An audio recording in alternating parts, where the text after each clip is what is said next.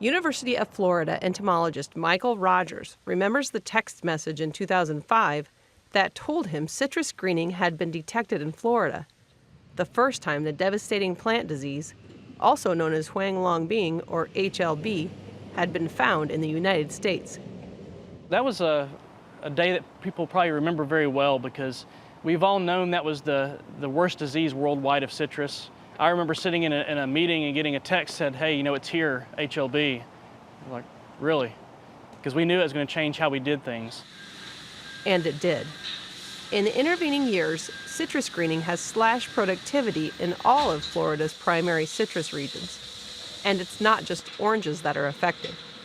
Grapefruit, tangerine, and other citrus trees are also damaged and ultimately killed by the bacterial disease, which is spread via the Asian citrus psyllid, a non-native insect measuring just 4 millimeters.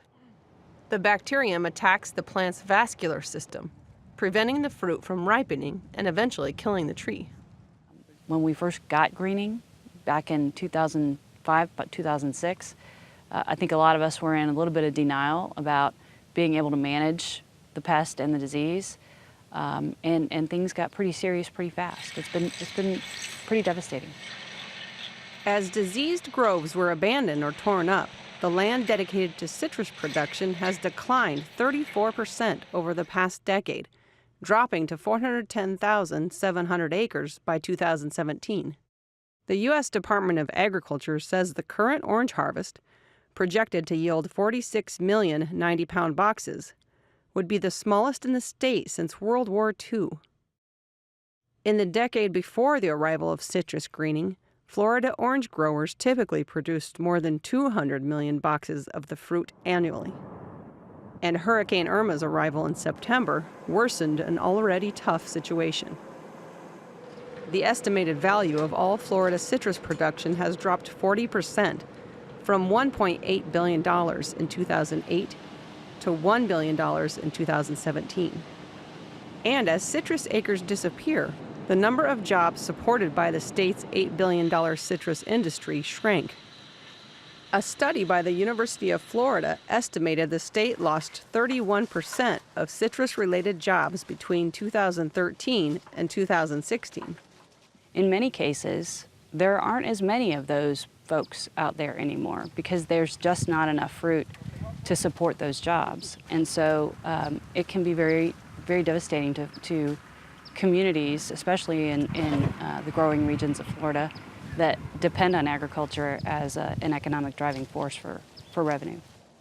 Arcadia, Florida, a town of 7,600, is in the state's most productive citrus county, DeSoto, and has suffered from the spread of citrus greening.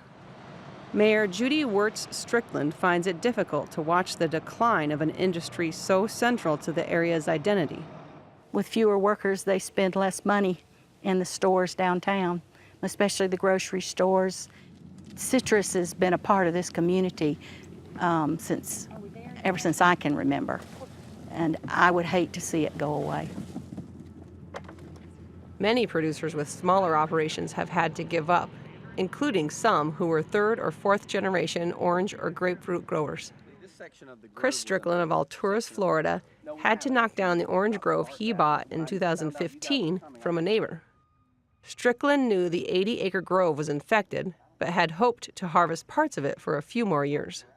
It was heart-wrenching to push this grove, but I also understood that the grove owners around me that have spent just tremendous amounts of money to save their groves were not being benefited by a dead grove that was actually harboring a disease that needed to be gone.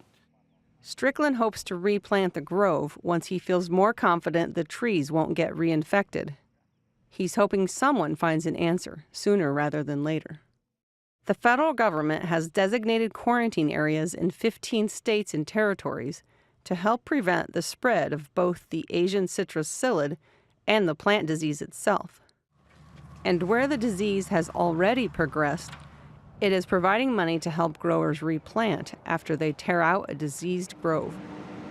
During the past 8 years, USDA has invested more than $400 million in a search for answers, much in the form of grants to scientists. But despite the efforts of more than 100 researchers, a cure has yet to be found. There is some work that's ongoing looking at ways to maybe not reverse, but try to stabilize trees and keep them healthy and as healthy and productive as possible despite the fact that they're infected with the pathogen. Those strategies include an approach where the trees are steamed to temporarily kill the bacteria, and another where trees are covered in an attempt to keep the insects out. Growers have also attempted to synchronize pesticide applications. Researchers are hunting for the genetic code that makes some citrus varieties resistant to the disease, though they are not good production trees, in hopes that they can introduce it in more useful varieties. Florida growers, who have largely focused on oranges used to make orange juice, are hoping for a similar find in a juice variety. Citrus greening has now been detected in all other major U.S. citrus-producing states. So far, the disease has been less widespread outside of Florida. We've done a pretty good job here. We've quarantined that, and we've corralled it, as we like to say here in Texas, and so we've got it under control. Other countries and states are watching Florida, hoping for an answer. We haven't found the happy ending yet, but we're working as hard as we can to get there. We've got the firepower to continue the fight, and I think that we will eventually win. It's just how long folks will stick with us and how long folks can stick it out in these groves.